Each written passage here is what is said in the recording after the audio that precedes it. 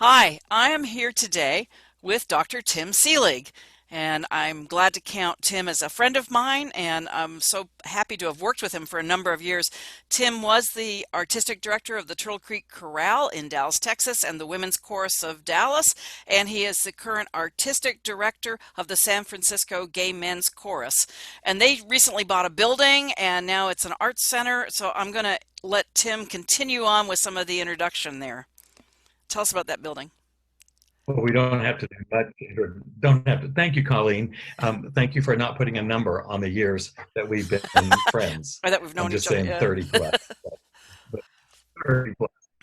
Um, so the San Francisco Gay Men's Chorus was the first LGBTQ chorus on the planet. We sort of kicked it off in 1978.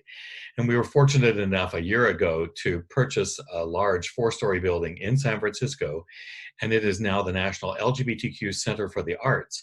And that is everything that you just heard. It's a beautiful space where people are coming. It's becoming a magnet for LGBTQ arts organizations, and soon will be sort of a broadcast center for the new normal of what we are doing right now. So we're very, very excited about it. Although it's interesting to own a building for 1 year and then have it shut down, Well, that's what I which was going to say. My goodness. yeah, Here we are. You sing, you have a huge chorus, you've got this space, and right now, y'all can't rehearse and sing. no, the building is completely shuttered. We're not going in it. So yeah, it's what a time we all live in. With all of the things we take for granted, such as singing or singing together, the things that we took for granted have now been removed. And it's interesting about the difference in what we do and who we are. And sometimes we think that singing is just what we do, and we put it on a Monday night or a Sunday morning or a Wednesday night choir. That's what we do. And we find out that singing is really who we are. Singing is such an ingrained part of our everyday experience, whether it's music or singing or karaoke in the car, all of those things. And then, of course, coming to church and singing together, which is why we're here to discuss this. So we understand that people are supposed to be at least 6 feet apart, and we haven't been gathering in groups of more than 10, and in some places it's been total lockdown. But we're starting Right. to hear concerns now about singing. So why would singing be a risky activity with regards to COVID-19? Well, thanks for asking, Colleen, since that's why I'm here. Um, Doing research because it's what I do and it's what I've been doing, and I'm a vocal pedagogue. So I love doing this. In the research that is out now, we started out believing that this was only tactile. It was you had to touch something to get the virus. And it's only in recent weeks, really, that it's switched, hence the masks, to aerosolized or on air. It's born on air. And all of that research is still very new about how far it really can carry. Many people say it's farther than 6 feet, because what has been learned is that the particles in which the virus is carried are much smaller than we immediately thought. So therefore, spray from your mouth, born on breath. So there's so much. We spend so much time talking about the breath in singing, but also the breath in life, and our spirits, our souls are carried, as I am to you, on breath. And of course, everything that you've sung with me for off and on for all these years, everything is based on the breath, and everything is based on the breath moving. That's what we do. We move the breath past the vocal folds from the lungs and trachea where the virus is sitting.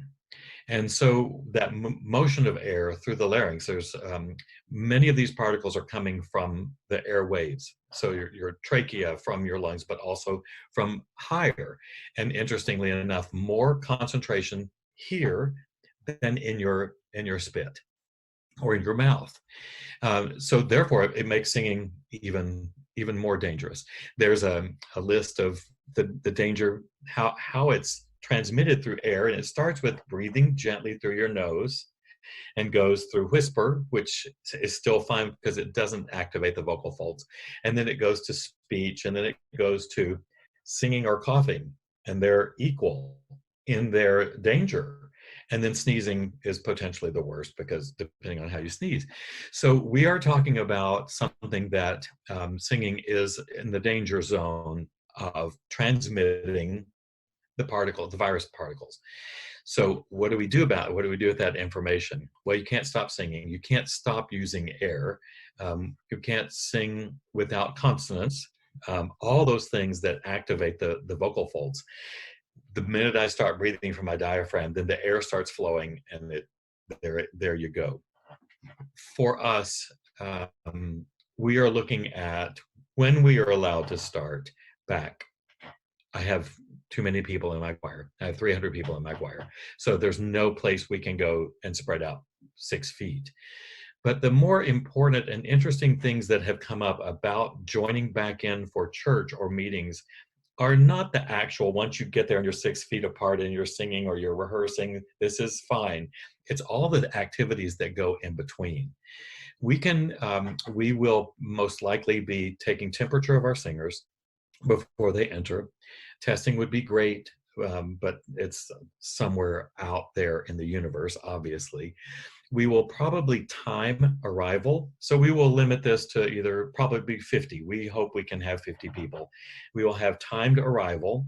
They will come in with their mask, go to their seat. You can't share music. Don't pass your pencil over to your friends. These are just like when you're in the pews at church, no hymnals, no little envelopes with pencils, none of that, no touching.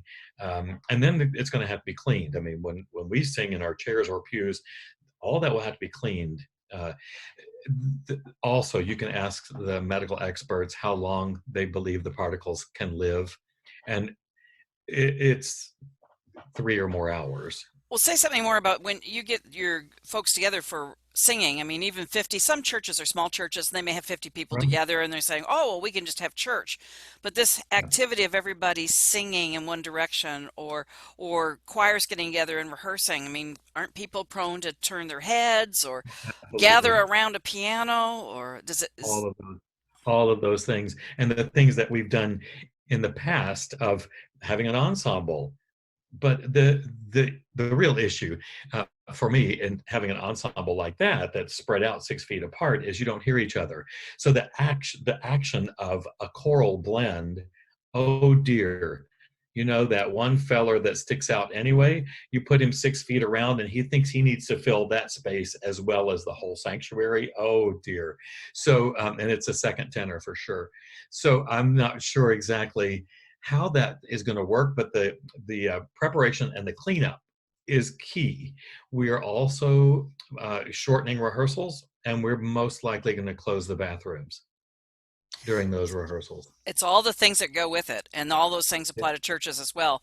So, with singing, still, maybe would you say might be a time for churches to have a soloist or to use recorded music, even though, I mean, that's almost I have to do a thing like this about recorded music when we're talking to Right. musicians. But when we think about the risk to ourselves and the risk to others, are there some other ways that we could still have music and art? And be creative. Absolutely. I think it's kind of it's a challenge, but I think it's an opportunity. What we don't want to do is be that community chorus in Washington that rehearsed unbeknownst to anyone, and then COVID-19 ran rampant through the choir. I mean, it just ate them up. We don't want to be that one. None of our churches want to be that church that makes the news as they are. I think that the your congregation and your choir they get it. They're watching all this. This is not news to them. We've often talked about or depending on your situation, if you have 8 or 12 choir members, have them stand around the room. This is away from the audience, of course. But I think that antiphonal music is wonderful. I think 4 people singing from the back while the piano or the organ plays from the front, I think it's fantastic. Bring somebody in that sings on the guitar by themselves. I mean, it's a time, sure, absolutely, an oboe solo that is over here with the piano. So creativity is going to be key. It is not going to look or sound like we are accustomed. It's not the good old church campground choir singing up in the front. It is going to be completely different.